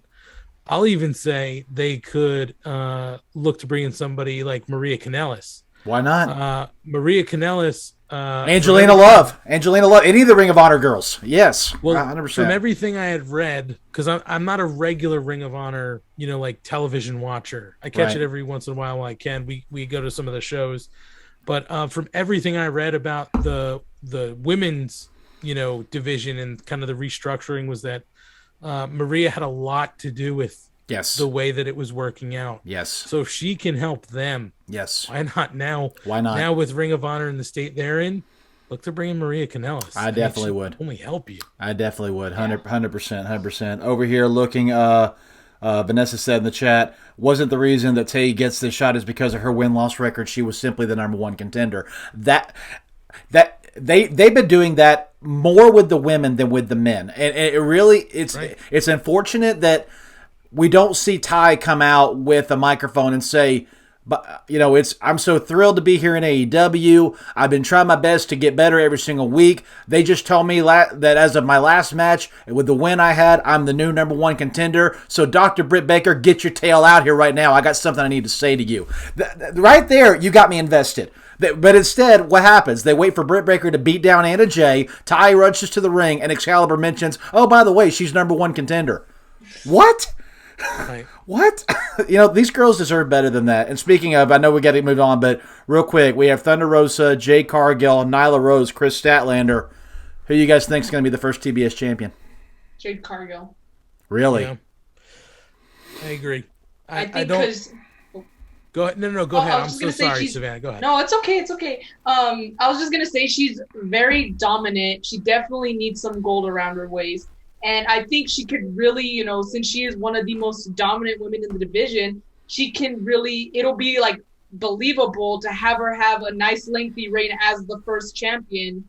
So when, and it could be believable that she's getting past all these competitors until someone who can like finally defeat her steps up, and it can hopefully give a chance to build up another woman's wrestler to, be the one to beat her. So that's why I think she should be the first champion, or will be. What do you think, Ryan? I kind of agree, Jade, because I think they are saving Thunder Rosa for Britt, so I don't think they want to put the title on her to then have her have two at once. My only issue with Jade winning, and we laugh, we have a joke running on our show where it's shut the fuck up, Jade's on, because we're big fans of her, but she has short matches. She's not able to carry a long match yet. I was really hoping the TBS title would be the equivalent of the TNT title, which is really the workhorse title. You go and you have lots of, it's defended all the time, and they're always good matches. Right. She's not going to be able to do that. Hers are going to be short and dominant, which is great for a character. I'm not complaining that her character is going to be amazing, but I just had hopes for that title because I wanted more and longer women's matches on my TV, and that you're not going to get that with her. She just can't give it yet. I mean, she's just too green. True. Yeah, so, I could definitely see that. Now, if they want, I was kind of almost hoping they would give Lance Archer the first TNT championship, and then he could have squashed people for about 3 months until Cody comes back and beats him. But that didn't happen either. I agree. I think that if this is a workhorse championship, then Jade's the wrong choice. I don't think that she can, unless you're going to squash people for 3 months to make her credible. Okay, in the 3 months she gets better with a few reps here and there. But I think the best choice, honestly, for the best of both worlds is Nyla Rose. I think she has enough experience that she can hold on. She put on a 25-minute clinic with Hikaru Shida. She can go the distance with some of these girls if she wants to. And let's be honest, she's been an afterthought lately. They need to remind us that she's dangerous. And I think you put that title on her and make her defend it week in, week out. Nobody can beat her until somebody finally steps up and does. Especially if the person she beats in the finals is a fellow native Thunder Rosa. I'm in for that. That would make it even better. So, I don't know. I think they're gonna give it to Jade. I think she's too green to hold it, but I just think this is where they're gonna go with it. I don't think you put it on Nyla. I just don't. I'm not a fan of Nyla. I've been very vocal about it. I just don't think she has great matches. I think she's the weakest champion of the four that there've been. She's better in the ring than Jade is. That's why, and she's the only other heel. Oh, I know. I can see that, but I mean, I agree that, I don't think it should be Nyla. Like I said, her title reign was pretty weak in comparison to Riho's, the first championship, and then especially compared to Shida's, the one right after her. So I just think that, again, maybe it'll be a different kind of reign for her this time around. But I just think out of the women's championship reigns that there have been, out of the 4 that there have been, hers has been the weakest. I mean, AEW is the feel-good company. What if they put it on a babyface and Chris Statlander wins?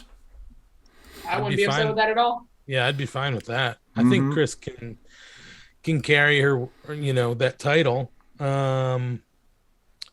Listen, to be honest, they can go almost any way with that title. Yeah. Like, they're telling a lot of stories in the tournament. Yeah. So, like, I don't hate it. I'm not going to be thrilled if it's like Nyla or Jade, because again, not a huge fan of Nyla. I don't think Jade's necessarily ready for it. But if they do, then, they're doing something to make me at least feel hopeful about the future of the division and the title. Yeah. Just one more thing about Nyla. She just personally scared me because of the fact that she's hurt Britt twice in the ring and she's put Statlander on the shelf. Yeah. I'm like, I don't want her putting anyone else on the shelf, when she hurt Britt, it was pretty devastating. Britt was just, had just turned heel. Yeah. So we thought we were going to get a nice heel, run. Luckily, she stayed, on TV, as the role model, with her wheelchair, which I thought was cool. She was able to still build herself up, luckily. But then, she put Statlander on the shelf, and then she hurt Britt's wrist. I'm like, oh my God, Nyla's out to hurt people for real. 100%. Shout out.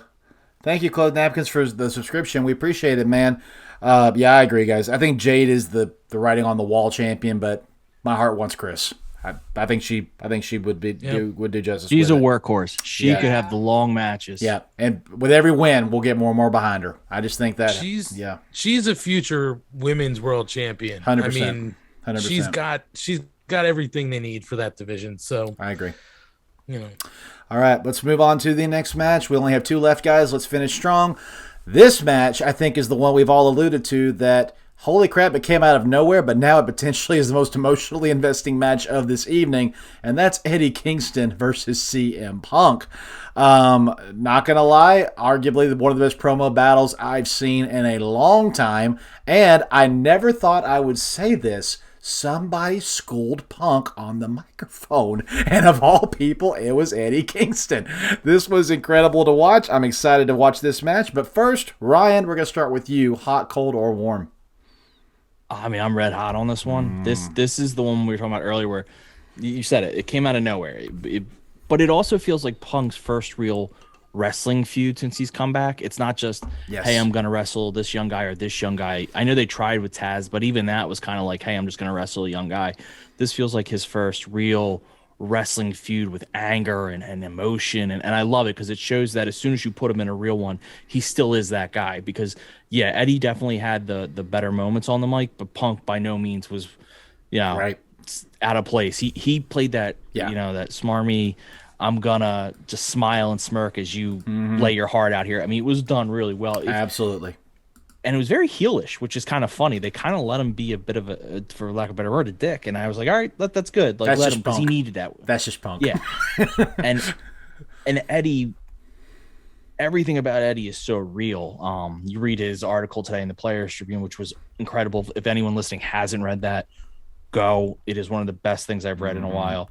But he just puts himself in every promo. And I was listening to an interview he did with I hate not shouting out people. I think it was Louis Polito over at Give Me Sports, where he was saying like some of what he said to Punk was true about like the backstory, but he definitely smiled and smirked to be like, yeah, it really wasn't. Like, he didn't say that, but you could kind of tell what he was insinuating. So to have the skill to go out and make that story feel so real, it's incredible. These are two of the best on the mic that you'll ever see. Agreed. And it's going to be a great match because I think actually Eddie Kingston's a perfect opponent for CM Punk because it'll be slower, hard-hitting, and full of emotion. And that's when Punk is at his best. Yes, I agree. It has to be, and because you need my winner, I guess, has to be Punk, I think. I don't think Eddie's the one to take his first win. I wouldn't be against it. Let's just be clear. If it happens, I'm not upset. I think they're going to hold CM Punk's win for someone else. I don't know who, but I would think it's someone they're going to want to get mega heat on as the first guy that beats Punk. I don't think they need that for Eddie. But if it happens to be Eddie, I'd be thrilled. I'm red hot for this match. There's a lot of things said in that promo that you have to actually watch it like 3 times to catch all of it. But what was really interesting was the truth of Punk. Let's be honest, there are people that don't want you here. Truth. As much as he is doing good things for AEW, there's a lot of guys in that locker room that are still at odds with him, namely Colt Cabana. But there's a lot of guys that just do not like the fact that he conducted himself the way he did, walked away for 7 years, and did what he did. So that is completely truth. Then he called Eddie a bum. Just below the belt, man. Below the belt. And then... And okay, and I'm going to give all credit to Bully Ray on this. I listen to Busted Open pretty much every day. And he said, if you want that match, then fine. That your matches should be reserved for Dark and Elevation. You just buried 2 shows, Punk. Not very cool. So that was kind of yeah. But again, that puts heel heat on him. So I think there's one of those things that, kind of does that. I think personally, using whatever tactics necessary, I think Eddie needs this win to prove he belongs on that stage. I just feel that in my gut. I don't know how he wins this match. I don't know what he does to try to win this match, but I just feel like he needs to go over here. I feel like he needs to enrage Punk and prove him wrong that he deserves to be here. And if Punk does win this match, it needs to be by the skin of his teeth, guys. By the skin of his teeth, he wins this match. So that's how I feel about it. But I agree, it's a blood feud that I hope is not just squashed at the end of this. I hope there's a lot of bad blood here that can continue to go on for a while, because give me more moments of these 2 on the mic, please. It will never get old. So that's what I want. Savannah, hot, cold, or warm? Like you guys, I am red hot for this match, especially after at first when they first started it, I was like, okay, then, I think Eddie was a good opponent, but the way they started it with CM Punk demanding an apology, I'm like, what is this, 4th grade?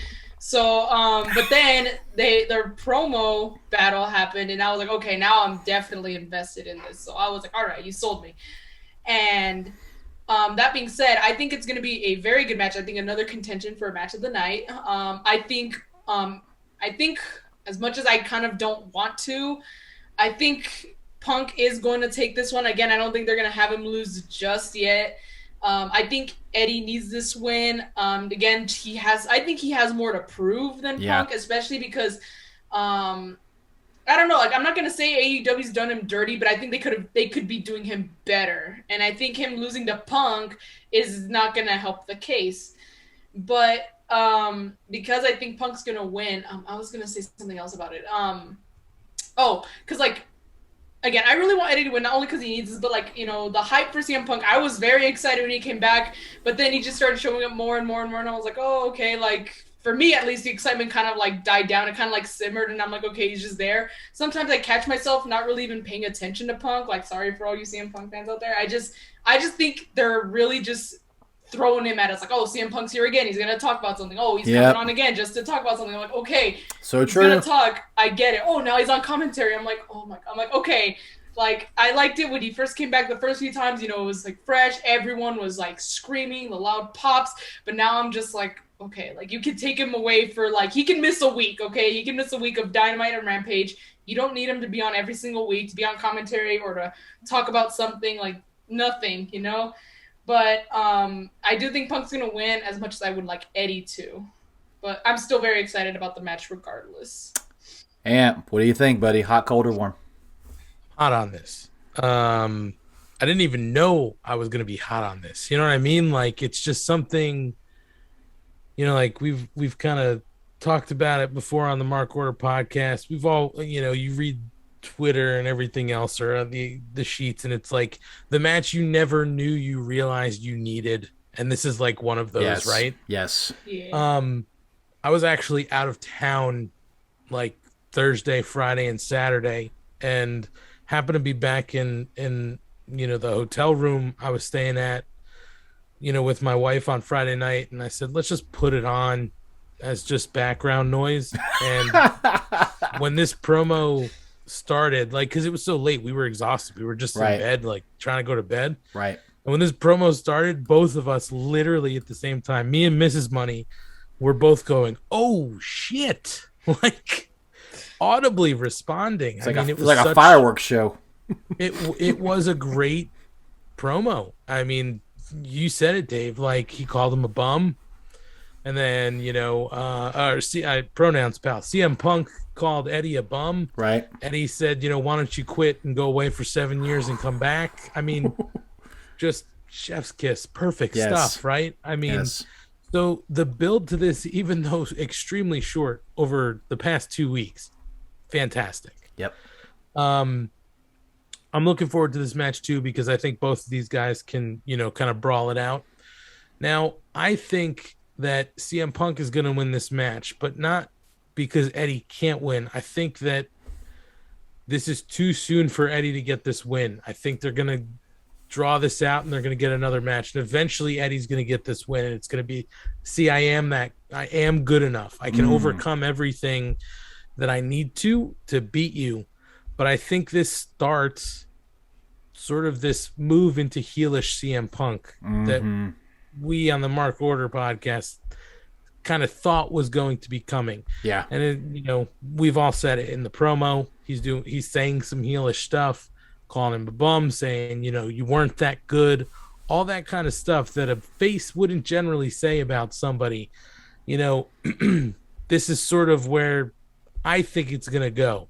And if he doesn't win by some sort of heelish tactic in this match, he's going to think twice about doing something like that. Maybe CM Punk realizing this is going to be my first loss. No, it's not. Yeah. And he's going to do something to make sure that he gets that win.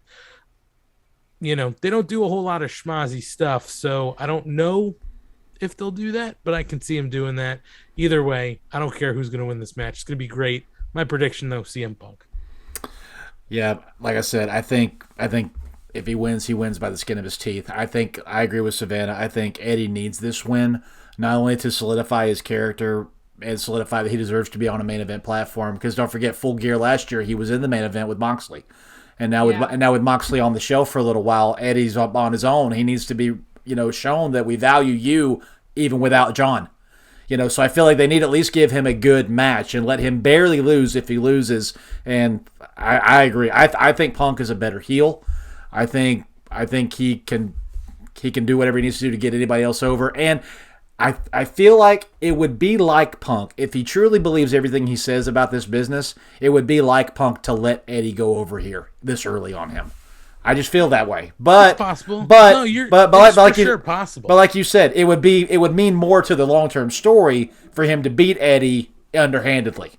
So you actually brought up Moxley, and that is something I was gonna mention really quick. I know he's out. I don't know how long it's gonna be. Obviously, he needs to take his time. But if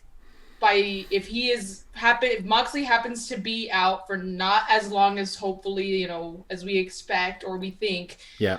I think if they're not going to have Eddie beat CM Punk's undefeated streak, I think it should be Moxley because CM Punk in WWE, I will never forget, this is probably one of my favorite promos. He completely shat on Dean Ambrose when he was in the Shield, and I think this would be the most perfect redemption for Moxley if he can take CM Punk's first win, clean as a whistle, in the middle of the mat, shoulders pinned. So, but I'm here for it. We don't know what's Moxley's status. Obviously, he takes all the time he needs. But I think if you're not going to let Kingston, or at least on behalf of Moxley, have Kingston beat Punk clean because of the shit he would talk about him back in WWE, or the land of sports entertainers, as Kingston called it. 100% agree. Hold on, I got two comments real quick, Go ahead. I only had one, but then Savannah again says something that's making me. Ooh, Savannah! I'm gonna call her Savannah now. Yeah, I got ahead of myself there. First, I have to give up my booking and what I think is actually going to happen with Punk's first loss. I think it's MJF of all people. I can see. I think they're gonna have a number one contenders match. That's the next promo battle I'm waiting for. Yeah, I think they have a match to be number one contender, and you get MJF mega heat because he's the first one to beat Punk. That would be good. That would be really good way to get him here, especially if CM Punk's gonna be like acting like a dick on the mic. You can't get any worse than MJF. No. So that's a really good point. And my second comment is I have to disagree with Bully Ray on this one. As someone who literally live tweets Elevation and Dark every week, I don't think he buried the shows because they are just their YouTube shows where they bring in indie guys.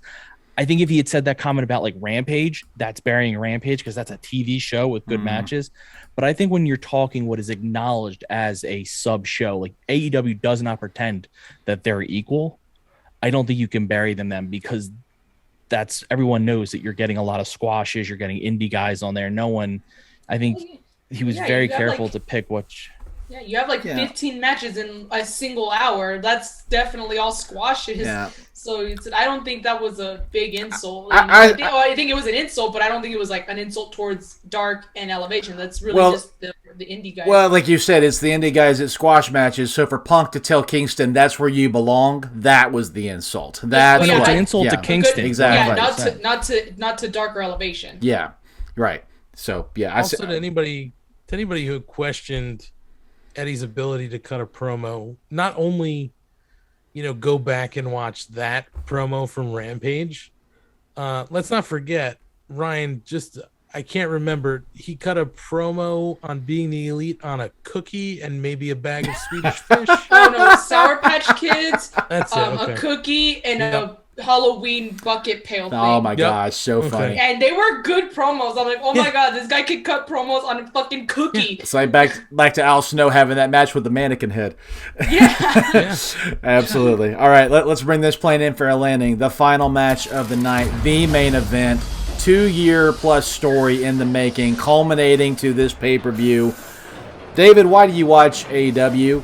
3 words: Hangman Adam Page. He is my favorite on the show. I've been behind this guy from day one. I truly believe that this story could almost be, not quite, but could almost be put on the same level as the Roman Reigns Bloodline story. This story has been so well done. The touch and go, I like how they've let it vanish and brought it back. I love how they've had the highs and lows of it. I love the character development. The only thing that's missing from this story is the true heat and sympathy for Hangman Adam Page. That's the only thing truly missing from this. We had moments here and there, but we haven't had the true driving force behind it. And here's what I mean by that.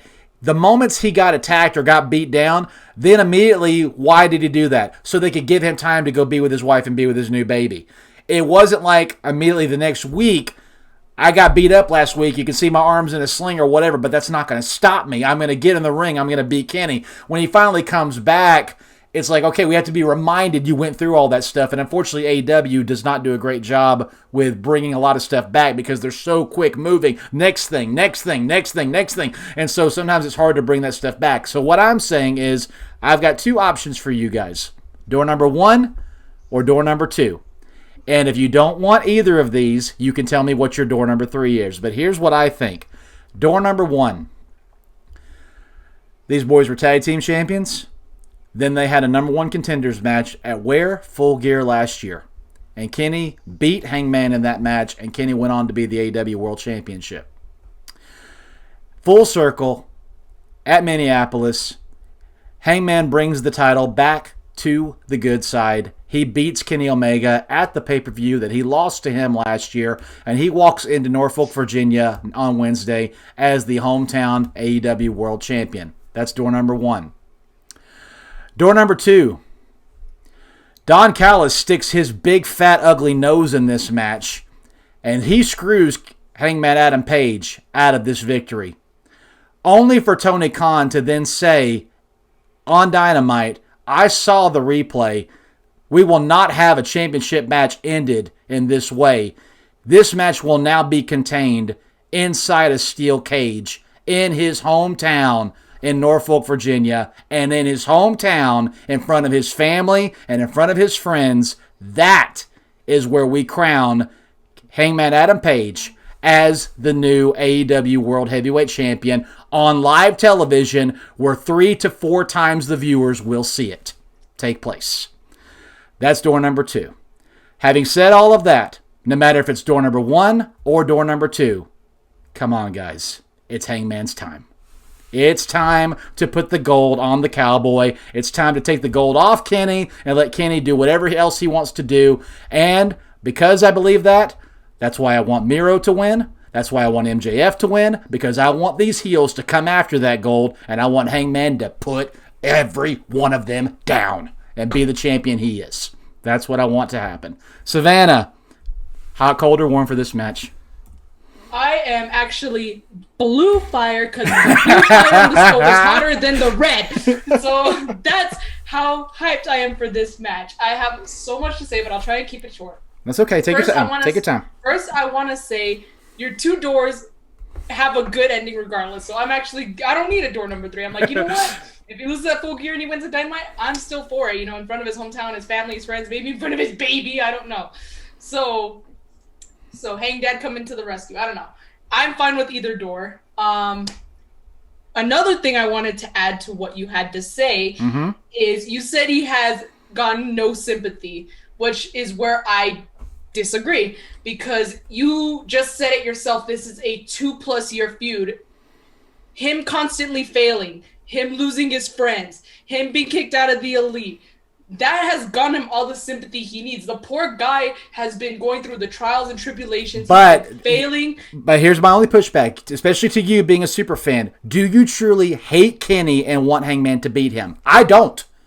That's the problem. The fans are still split. We need true heat. We need to see Kenny please has to lose this match.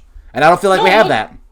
Okay. Well, first of all, I think the crowd's been against Kenny regardless, especially after going up against Danielson. I think he's gotten enough heat from that. But I still disagree when I say, yeah, maybe they're still kind of split, but it's because there's really hardcore, believe me, I know I'm friends with one of them, hardcore Omega fans. They will like Hangman, but they will just love Kenny even more. Exactly. I'm split. The only reason why I'm split is because they're 2 of my mains, Kenny and Hangman. Of course. But the only reason why I want Hangman to win this so much more than Kenny is because Kenny has gone through it all. He's won the matches in New Japan.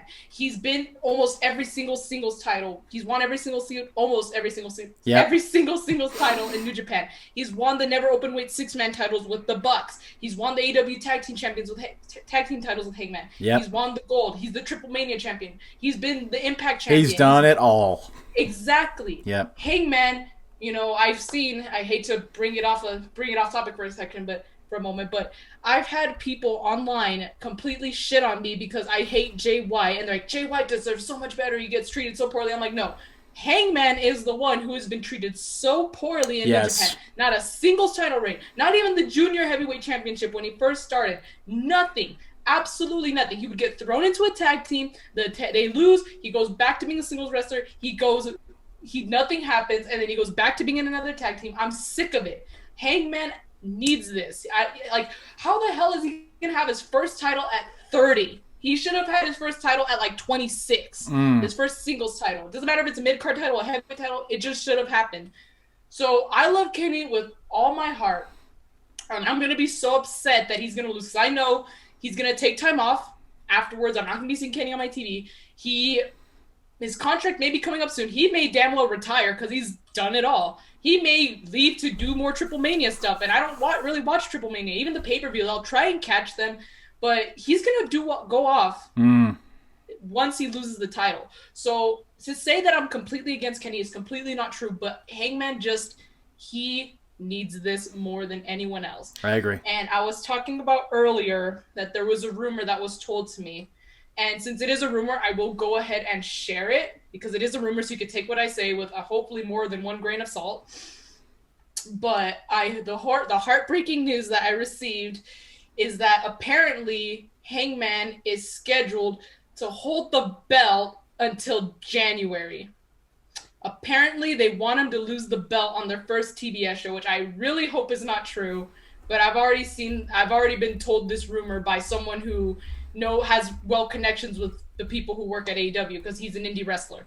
So I was like, I was like, great, you know? And I'm like, but when you said that, like, as the hero, as the one who's going to finally triumph after all the failures and all the trying and falling short, losing his friends, getting new friends, this 2-year buildup, I'm hoping that he will take down any heel that comes his way. Because if he was able to come back from all of this to beat Kenny, I'm pretty sure he's going to be probably incredibly unstoppable. But yeah, so that's what I heard, and I'm hoping that it is not true.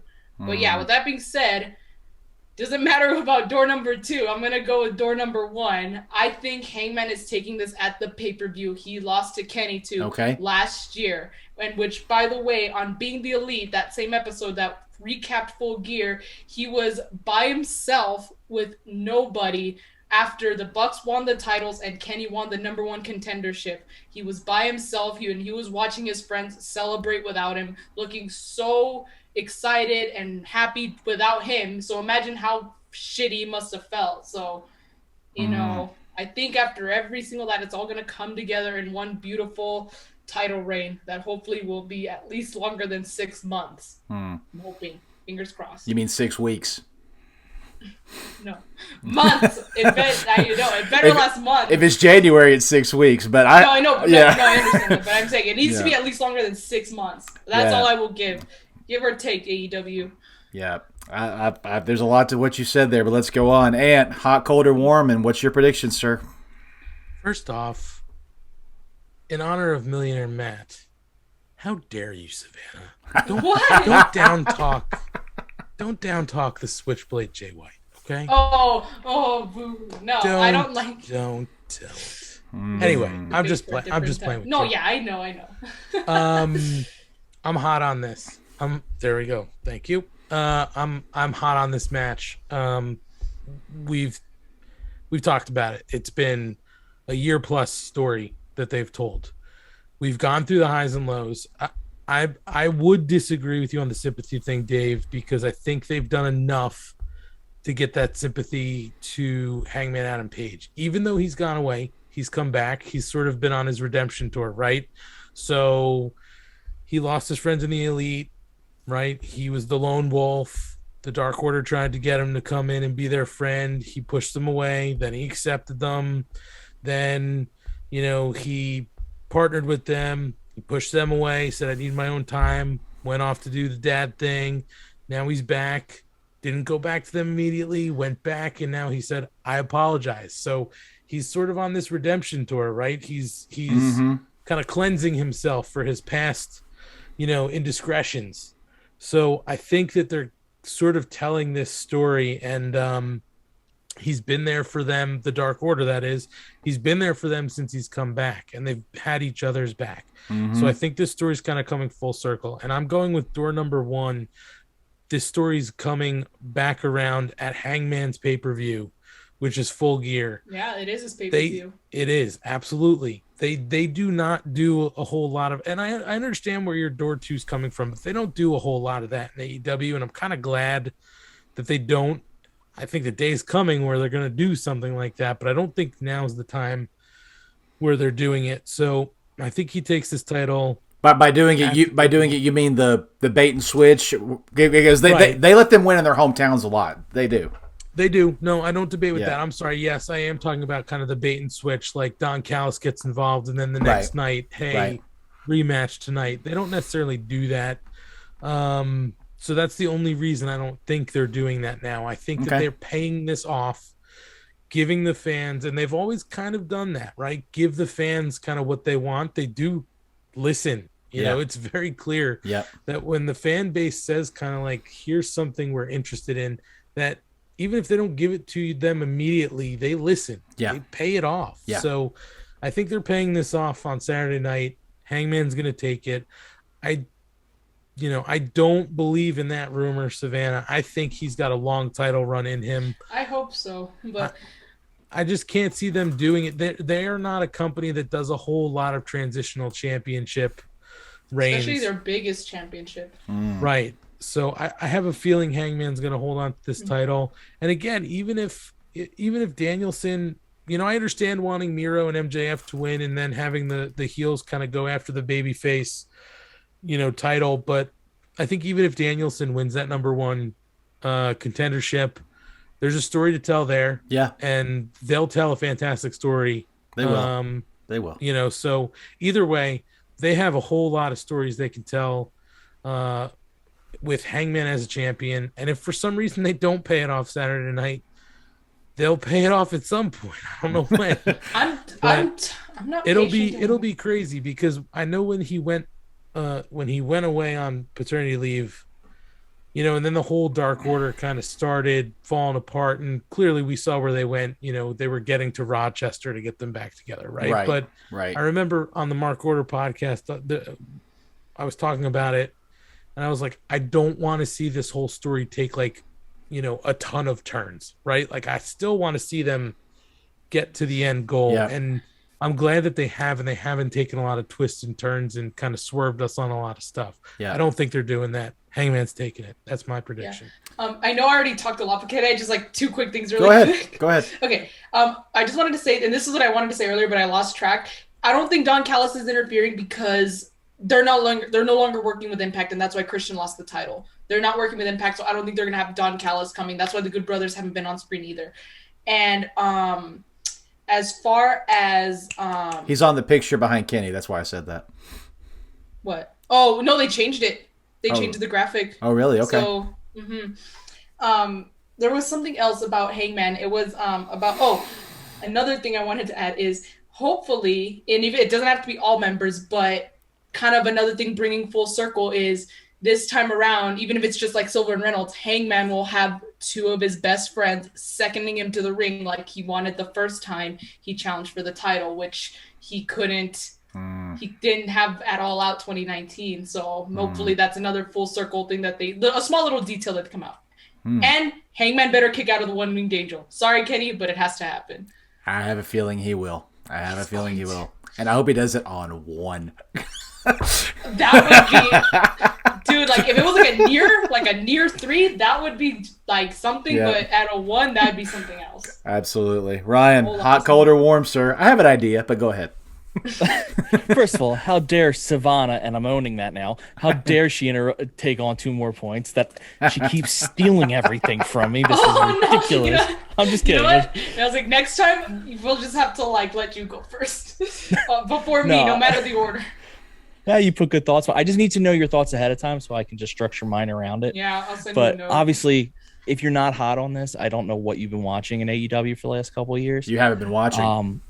Exactly. Now, to agree with Ant and Savannah, because I told you I'm owning it. There you go. I don't think this is.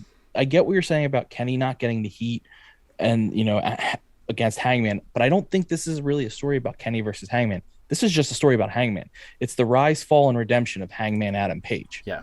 So I know Kenny is the champ because it fits the elite narrative, but I think this story works no matter who's the champ because it's about one man and one man's journey. So he is, every time he comes out, when he came out for the to get the big chip in the ladder match, huge ovation.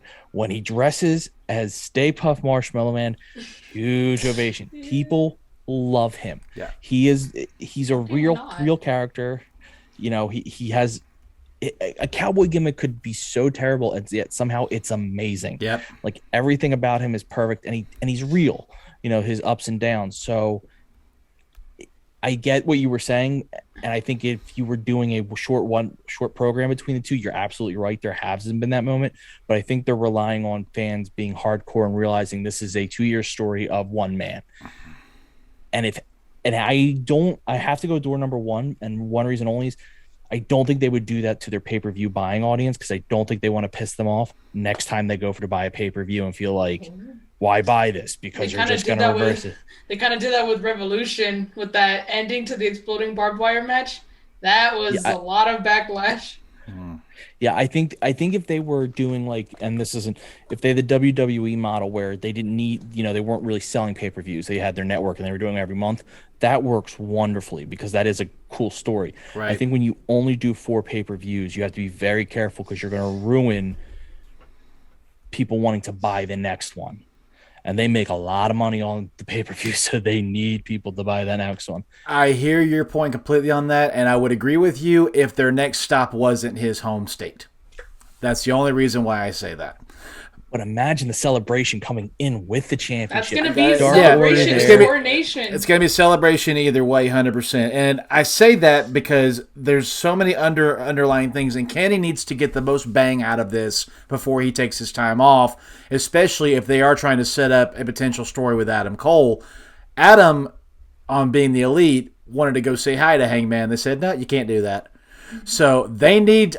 There's a chance on Dynamite, and I'd even do it on Rampage if they want to put all of them on both shows.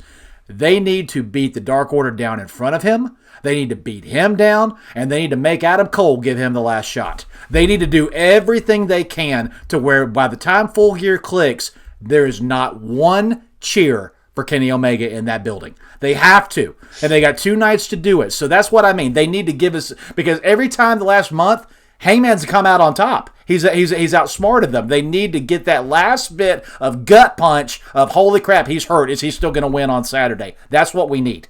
We need that little bit of extra fire to really pull for him. So Yeah. And I want to point out, I don't think, I know Kenny's going to go take some time off because he's kind of talked about he's a little beat up. I actually don't think losing to Hangman is what's going to do it. I think Adam Cole's what's going to do it. I think this is why I think the Superkliq wins. I think they win. I think Adam Cole goes, and look, Kenny lost. Yep. And I think I'll bring it back to the Elite. Say like, yes. Yep. And I think they have their feud, and I think Cole takes out Kenny, and Kenny goes away and heals up, and then you have a built-in story whenever Kenny's ready to come back. That Kenny comes back and goes right after Adam Cole. I think that's. I mean, I could. If I'm wrong, it's because they did something better, probably. No, it's fine. But it would be a fun story. And where did the Young Bucks loyalty lie in all of this? So there's a lot of cool things to go with that. I 100% agree. Like I said, if it's door number 1 or if it's door number 2, either way, by the end of the night on Wednesday, Hangman's going to be holding that World Heavyweight Championship. And I think we can all fully agree with that. All right, well, let's bring this in for a landing. If we have any last-minute comments, we'll do it. But, guys, thank you so much for watching us live tonight on our Twitch channel, twitch.tv/SmackDrawPod. We just appreciate y'all watching us. Or if you're watching this on our YouTube channel replay, youtube.com/SmackDrawPodcast. Thank you so much for doing that. If you want to become a financial supporter, again, you can go to PayPal, paypal.me/SmackDrawPod, or join our Patreon, patreon.com/SmackDrawPodcast. Any financial support you give us, we highly appreciate it. Go to our podcast on whatever podcast platform you prefer, and again, on our YouTube or our Twitch, make sure you like, comment, and subscribe. Thank you so much. And click that bell so every time we post a new video, you'll get notified immediately. Let's end this night and end it proudly. Miss Savannah, please put yourself over. Where can we find you on social media? What do you and Katie Baby have coming up on the SheLite Showcase? Okay, so you can find us on Twitch live every Thursday for our weekly show at twitch.tv/SheLite Showcase, or if you can't make it live, that's okay. Oh, I should have mentioned we're live at 9 p.m. Eastern, and so if you can't make it live, that's okay. We are on YouTube. We don't have an official YouTube link yet. We're trying to get there. But if you go to Katie's Twitter at Katie Rasslin, WRASSLIN 13, you can find the link tree in her bio, which has access to our Twitch, our YouTube, where you can find us on audio podcasts, which is like Spotify, Apple Podcasts, and so many more. I know Katie has her 2 other shows, Inside the Mind of, where she interviews another podcaster, and In the Crowd, which is a collab show that she does. I'm not exactly sure what her schedule looks like on there, but you could definitely, I'm pretty sure you can find that on her Twitter, or you can find out what that looks like on our show this coming Thursday if you watch this, or if you're watching this live. And me personally, the only other places you can find me are on Twitter and on Instagram at Y2Garcia_. If there's no underscore, it's not me. Awesome. And all the stuff she mentioned, guys, click below in the show notes or in the description box, and you'll see all those links so you can go and find these girls. Follow them. SheLite Showcase is much watch every Thursday night. Go check them out. It's an awesome show, and you will get everything Savannah just showed you tonight. You'll get 3 times that on the show. So go pay attention and glean from the genius that is Savannah and Katie Baby. AntMoney, Ryan, you guys tag team this. Put you guys over. What y'all show? What y'all got coming up? Well, I'm going to put Ryan over because Ryan live tweets right now Elevation and Dark Elevation and Dark every Monday and Tuesday night on our Mark Order Pod Twitter. Ryan absolutely kills it and crushes it. He's pretty much running our Twitter right now, building our following. He's super responsive and interactive. So kudos to Ryan. You can find us on social at MarkOrderPod on Twitter, Instagram, Facebook, TikTok. We're trying to unlock our Twitch because it's locked and we can't get it unlocked. So eventually we'll be on Twitch. But definitely give us a follow. We've got Mark Order Podcast stickers that are free. I can't find it or I show it, but we've got free stickers. If you want to hit us up, slide up in our DMs on our social accounts. I'll mail them anywhere in the world. Just send us your name and address. They'll come to you for free. You can hear us every Wednesday night on the Mark Order Podcast at 10:15 p.m. Eastern. You can watch us live on Facebook, Twitter, or YouTube. We live stream on all of them. You can catch the replays there as well. We leave those videos up.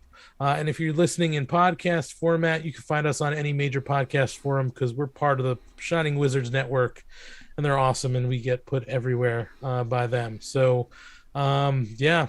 Brian, I don't know if you have anything you want to add to that, but that's pretty much our full pitch. Yeah, I don't plug anything personal because I really only tweet on the Mark Order Pod Twitter. So whenever someone's tweeting in a single person, it's me. So when someone's doing bad puns or song remixes of wrestling, it's me, not Ant. So don't worry about that. Okay. Yeah, I make sure to sign all my stuff because I don't want any credit for the terrible puns or anything. My suggestion is if you're going to interact on Twitter, try to get Ryan to give you like something negative, like a negative take on something. He's so positive. It's not going to happen. I said it to. I just want so in case we get new followers, it was actually said to me tonight. Oh, Ryan with a nice hot take, and it was me being positive again. I don't think I'm physically capable of being negative when I'm watching something I enjoy. I just start smiling. I'm like, these guys are doing awesome. So it's just all positive stuff. And Ant can't stand it. Yeah. Oh, it's our rib on Ryan. Ryan does a killer job. If you wanted to follow me anywhere on my personal account, it's at AntMoney on Twitter. I'm not super active on Twitter, but I've also got an Instagram at AntMoney247. You can give me a follow, see what I do for my day-to-day.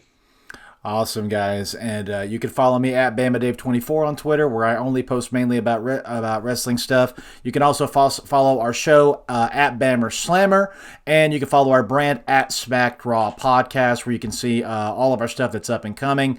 You can check out Aaron and Kyle on The Rewind. They put out their show every single weekend. And once again, go and get the pay-per-view for this Saturday, Full Gear, this Saturday, November 13th, 8 p.m. Eastern Standard Time. Watch it. And next Tuesday on the Bammer Slammer, we'll be going for a preview for Survivor Series. So that's going to be an interesting show as well. I hope to see you guys back next week. It's looking like we're going to have Tristan Law, Crazy Nikki out in Phoenix, Arizona, and potentially we will have a tenured referee who had a 30-year career in the WWE. I'm looking forward to that. But until then, thank you guys so much for being here. Miss Savannah, Ant, Ryan, thank you guys so much for joining me this evening. To all of you watching and listening to this podcast, until the next time we drop the hammer, we will see you guys next time here on the Bammer Slammer. Have a good night, everybody.